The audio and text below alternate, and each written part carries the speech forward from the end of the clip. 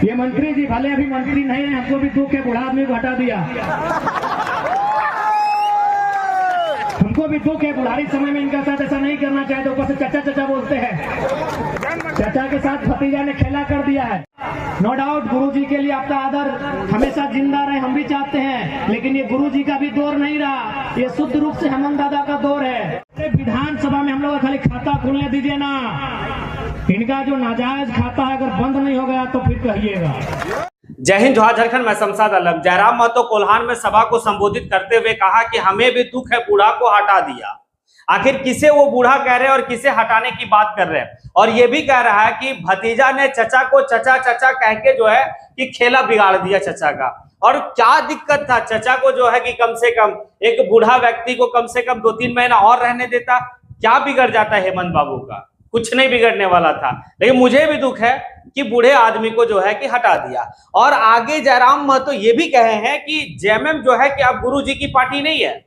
अगर जेएमएम गुरुजी की पार्टी होती तो फिर सीता सोरेन जो है कि दूसरे दल में नहीं जाती। अब जेएमएम जो है कि सिर्फ आपका हेमंत बाबू की पार्टी बन के रह गई है। और उन्होंने ललकारते हुए जो है कि कोल्हान की धरती से उन्होंने सरकार को ललकारा, परिवारवाद को लेकर कहा, सरकार को ऊपर तंज कसा कि आखिर कल्पना मुर्मू सोरेन ही क्यों जो है कि चुनाव लड़ेगी और वही जो है कि पार्टी को क्यों संभालेगी। बात में तो दम है। एक तरफ कल जो है कि हेमंत सोरेन मुख्यमंत्री बनने का पूरा जो है कि अपना तामझाम कर रहे हैं, दूसरी तरफ जो है कि जयराम महतो कोल्हान की धरती से जो है कि दहाड़ रहे थे। चलिए चलते और देखते कि आखिर और जयराम महतो क्या क्या कहे हैं। इसलिए कोई बात नहीं, लोकसभा का चुनाव हारे हैं, हौसला नहीं हारे हैं। हम लोग लड़ने के लिए आए हैं, हम लोग झारखंड की जनमानस की हिम्मत बनने आए हैं। हम लोग कभी समझौता नहीं करेंगे। अगर समझौता करना रहता तो आज आपके विद्युत दादा के साथ साथ और जुबा मांझी दीदी के साथ साथ हम भी संसद भवन में शपथ ले रहे होते। लेकिन शर्त क्या होता कि उनकी दलाली करनी होती, जो हमें नहीं आता। हमें दोनों पार्टियों ने, यानी जिस पार्टी से विद्युत दादा जीत के सांसद बने और जिस पार्टी से जोबा मांझी दीदी जीत के सांसद बनी, दोनों पार्टियों ने हम ऑफर किया था कि आप सीट चयन कीजिए। आप गिरिडीह से लड़ेंगे, आप रांची से लड़ेंगे, धनबाद से लड़ेंगे। 3-3 सीट हमें ऑफर किया गया था कि आप लड़िए, हमारी पार्टी से लड़िए। आप पे हम लोग करोड़ रुपया खर्चा करेंगे और आपको हेलीकॉप्टर भी देंगे। कितना दिन स्कॉर्पियो में चलिएगा। हमने एक ही चीज कहा था, हमने एक ही चीज कहा था कि पारसनाथ के जंगलों से निकला हुआ टाइगर है, गर्दन में पट्टा मंजूर नहीं है। लेकिन हमको मालूम है कि पार्टी से जीतने के बाद क्या होता है, मालूम है। ये मंत्री जी भले अभी मंत्री नहीं है, हमको भी दुख है, बूढ़ा आदमी को हटा दिया। हमको भी दुख है, बुढ़ारी समय में इनका साथ ऐसा नहीं करना चाहिए। तो ऊपर से चाचा चाचा बोलते हैं, चाचा के साथ भतीजा ने खेला कर दिया है। अगर हम सांसद बन भी जाते हैं, एमपी आज अगर बन भी जाते हैं बीजेपी कांग्रेस जेएमएम में जाके, तो यही हाल हमारा होता। हम टाटा पे बोल नहीं पाते, हम जमुना ऑटो पे बात नहीं कर पाते, हम विस्थापन पे बात नहीं कर पाते, हम पलायन पे बात नहीं कर पाते, हम IAS IPS के साथ सवाल नहीं कर पाते।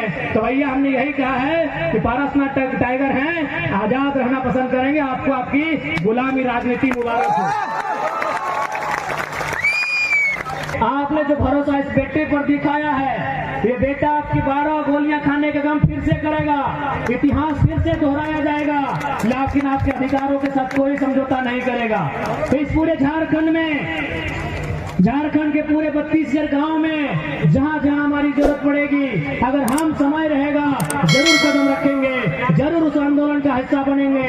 ये आज आपको हम कह के जाते हैं, भले हमें धनबाद जाने में जमशेदपुर सरायकेला दूर लगेगा, समय लगेगा, लेकिन हम जरूर आएंगे। इस बात को आपको कह के जाते हैं। आप विश्वास रखिएगा, आपके विश्वास के साथ कोई सौदा नहीं होगा, आपके विश्वास के साथ कोई समझौता नहीं होगा। बड़ी आस के साथ आपने उम्मीद जगाई है, बड़ी उम्मीद में आपने आस जगाई है, आज उसके साथ हम लोग कोई समझौता नहीं करेंगे। अरे ज्यादा क्या होगा, मौत नसीब होगी ना, मौत किसको नसीब नहीं होगी। कौन यहाँ अमृत पान करके आया है, मरने के लिए हर कोई आया है, लेकिन हम झारखंड को मुक्ति दिलाने के लिए हम लोग आए हैं। झारखंड की जनमानस उनकी जो समस्या है उन पर बात करने के लिए आए हैं, उन पर समाधान करने के लिए आए हैं, और ये तो हम लोग करके जाएंगे। इसलिए आज जो सरकारें हैं, आज यहाँ भारी संख्या में संथाल समुदाय के लोग हैं, लेकिन मैं आपको स्पेशल कहना चाहूंगा, अब ये गुरु जी का दौर नहीं रहा। देख लीजिए, हेमंत बाबू इसी अपना घर बना के बैठे हैं। अगर ये गुरु जी का ही पार्टी होता जेएमएम, तो सीता सोरेन बीजेपी में काहे चली जाती। यहाँ जितने हमारे संथाल समाज के लोग बैठे हैं, जितने मांझी बाबा लोग बैठे हैं, देखिए गुरु जी का समय नहीं रहा। अरे गुरु जी का खून केवल हेमंत बाबू थोड़ी है, गुरु जी का खून दुर्गा जी है, उनकी विधवा आज माने सीता सोरेन जी है, गुरु जी का खून बसंत सोरेन भी है, तो उनको मुख्यमंत्री बनने का मौका काहे नहीं, कल्पना जी काहे चुनाव लड़ गई। ये हेमंत बाबू का सरकार चल रहा है भैया, ये जेएमएम का सरकार नहीं चल रहा है। अभी संथाल समाज को भी निर्णय लेना है कि आप झारखंड में मोटा मोटी अगर 1 करोड़ आदिवासियों की बात करें तो हमें लगता है 18-20% संथाल आते हैं, यानी मैक्सिमम आबादी आपकी है, पहली आबादी आपकी है। तो पूरा संथाल समाज का विकास चाहिए या केवल हेमंत बाबू के परिवार का विकास चाहिए, ये आपको तय करना है।